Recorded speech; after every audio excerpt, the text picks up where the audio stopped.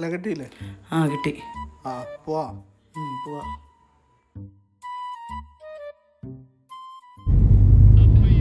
നിന്റെ എത്ര ലക്ഷം രൂപയുടെ ബാങ്കിലിട്ട്? 2 ലക്ഷം രൂപ. എന്ത് വിശ്വാസത്തിലാണ് ഈ ബാങ്കിൽ ഇത്ര പൈസ ഉണ്ടെന്നിട്ട്? അത് ബാങ്കിനോടുള്ള വിശ്വാസം.